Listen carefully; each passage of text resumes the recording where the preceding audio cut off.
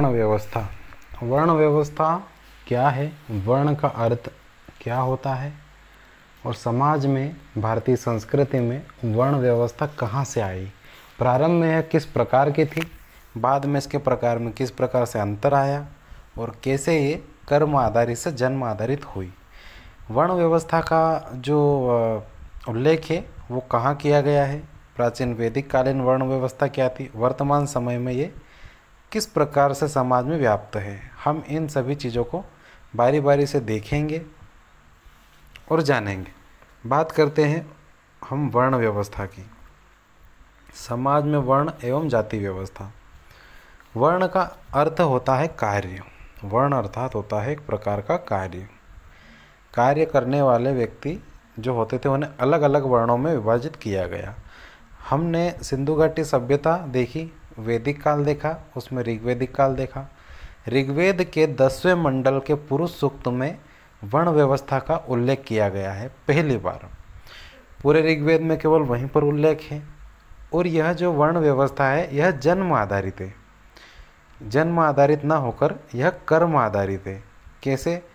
अगर कोई व्यक्ति ब्राह्मण है और वो लड़ाई का कार्य करता है, रक्षा का कार्य करता है, तो ब्राह्मण नहीं, वह क्षत्रिय हो जाता था। वैसे ही यदि कोई व्यक्ति किसी भी वर्ग का है, किसी भी परिवार का है, और अगर वो व्यापार में अपनी आजीविका चलाता है तो वह वैश्य हो जाता था। इस प्रकार से वर्ण व्यवस्था कर्म आधारित थी, ना कि जन्म आधारित।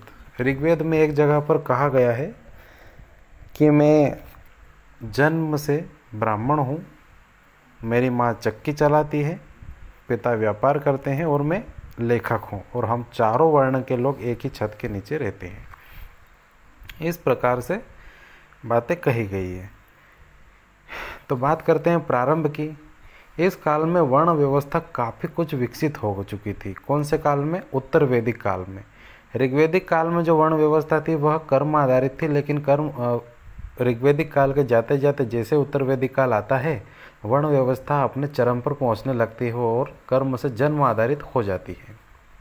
अथर्ववेद में राजन्य, वैश्य, शूद्र तथा आर्य का उल्लेख सामाजिक विभाग के रूप में मिलता है, और वाजसेनी संहिता में ब्राह्मण, क्षत्रिय, शूद्र और आर्य का उल्लेख मिलता है। वर्ण भेद समय के साथ धीरे धीरे दृढ़ हुआ। समाज के विभिन्न वर्गों को अग्निहोत्र करने के लिए तैत्तिरीय संहिता में उल्लेख है। ब्राह्मण को बसंत में, क्षत्रिय को ग्रीष्म में, वैश्य को शीत में, और रतकार, जो शूद्र होते थे उन्हें रतकार कहा गया है, उन्हें वर्षा काल में अग्निहोत्र करना चाहिए। अग्निहोत्र एक प्रकार की प्रक्रिया होती है। इनमें सबसे पहले ब्राह्मण वर्ण का उल्लेख मिलता है। ब्राह्मण को हर जगह पर प्रथम स्थान दिया गया, ब्राह्मण को पूजनीय कहा गया, ब्राह्मण को पूजनीय कहा गया, और ब्राह्मण को पृथ्वी का देवता कहा गया है। 4 वर्ण हैं। 4 वर्ण के अंतर्गत ब्राह्मण, क्षत्रिय, वैश्य और शूद्र माने जाते हैं। ब्राह्मण कौन थे? जो पढ़ाई लिखाई, वेद पठन और पाठन का जो कार्य करते थे, मंत्र उच्चारण करते थे, यज्ञ करते थे, उन लोगों को ब्राह्मण कहा गया है, जो बौद्धिक कार्य करते थे एक प्रकार से। वहीं यदि बात करें हम क्षत्रिय की, तो क्षत्रिय किसे कहा गया है? क्षत्रिय जो था, क्षत्रिय नाम से पता चलता है छत्र छाया, अर्थात क्षत्रिय वो था जो रक्षा से संबंधित कार्य करता था और समाज में या राष्ट्र में या देश में अपने कुल की, अपने देश में जनता की या सीमा की रक्षा करता था, उसे क्षत्रिय कहा गया। वहीं वैश्य की बात करें तो जो व्यापार से संबंधित कार्य करते थे उन्हें वैश्य कहा गया है। वहीं शूद्र की बात करें तो इन उपयुक्त तीनों कार्यों को छोड़ के, या तीनों प्रकार को छोड़कर जो अन्य प्रकार के कार्य थे, जो हीन कार्य थे, जैसे कि कूड़ा करकट इकट्ठा करना, मेला ढोना, खेती करना, बहुत सारे कार्य आते हैं। ये सारे कार्य करने वाले व्यक्तियों को क्षुद्र कहा गया है, इन्हें क्षुद्र कहा गया है। एक और रूढ़ी है जिसके अंतर्गत कहा गया है कि जो ब्राह्मण है वह ब्रह्मा के मुख से, क्षत्रिय भुजाओं से, वैश्य पेट से, और जो क्षुद्र है वो पैरों से उत्पन्न हुए हैं। अर्थात ब्रह्मा का जो शरीर है, शरीर के अंगों से इन 4 वर्णों की उत्पत्ति बताई गई है। हालांकि ये सिर्फ ग्रंथों में ही शामिल है, ऐसे वैसे तो संभव नहीं है कि किसी के पेट से या पैर से कोई उत्पन्न हो जाए, वो भी पूरा समाज, ये संभव नहीं है। फिर भी जो लिखा है या जो पढ़ा जाता है वो देखते हैं हम। वहीं उपनिषदों में भी इनके विषय में बात बताई गई है और ब्राह्मण को श्रेष्ठ बताया गया है। वहीं बात करें क्षत्रिय की, तो जो क्षत्रिय वर्ग था ये रक्षा से संबंधित कार्य करता था, राजा होता था और रक्षा से संबंधित कार्य करता था। ब्राह्मण की सहायता से अपना राज्य संभालता था, अर्थात इनका जो प्रधानमंत्री होता था वो ब्राह्मण ही होता था, और जो ब्राह्मण कहते थे राजपुरोहित के रूप में वो राजा करता था। इस प्रकार से जो रक्षा का कार्य था वह क्षत्रिय का बताया गया है। इस समय यदि हम देखें वर्ण व्यवस्था में, तो क्षत्रिय कोई समाज नहीं थी, एक ही परिवार का व्यक्ति ब्राह्मण और क्षत्रिय हो सकता था, अर्थात क्षत्रिय कोई जाति नहीं थी, कोई वर्ग नहीं था, यह केवल एक प्रकार का कार्य था। अगला वर्ण आता है वैश्य। वैश्य यानी व्यापार करना, दूर दूर जाकर व्यापार करते थे और व्यापार से अपनी आजीविका चलाते थे, उन्हें वैश्य कहा गया है। और अगला जो वर्ण है वह है क्षुद्र वर्ण। क्षुद्र हीन कार्य करने वाला जो वर्ण था वह क्षुद्र कहलाता है।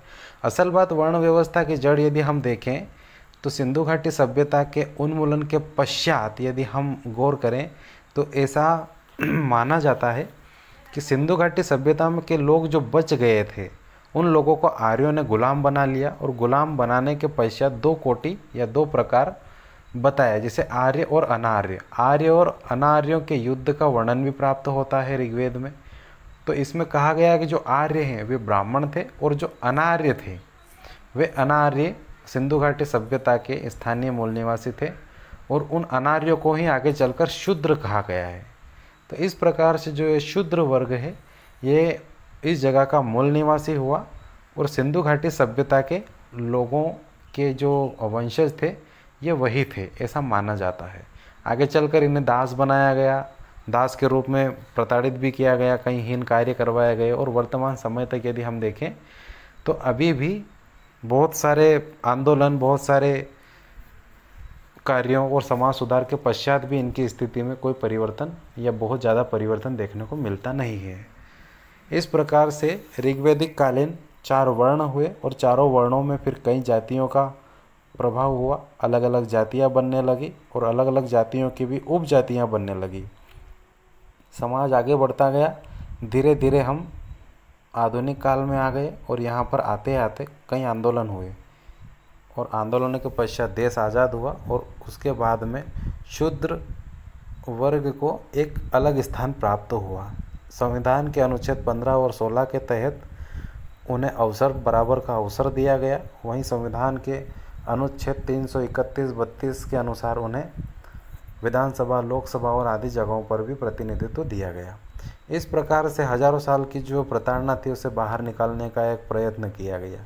यही भारत की या वैदिक कालीन वर्ण व्यवस्था है, जो वर्तमान समय में भी पूर्णतः सक्रिय है, और इसके लिए ठोस कदम सरकार द्वारा समय समय पर उठाए जाते हैं। धन्यवाद। हजारों साल की जो प्रताड़ना थी उससे बाहर निकलने का एक प्रयास किया गया, जो वर्तमान में भी जारी है। धन्यवाद।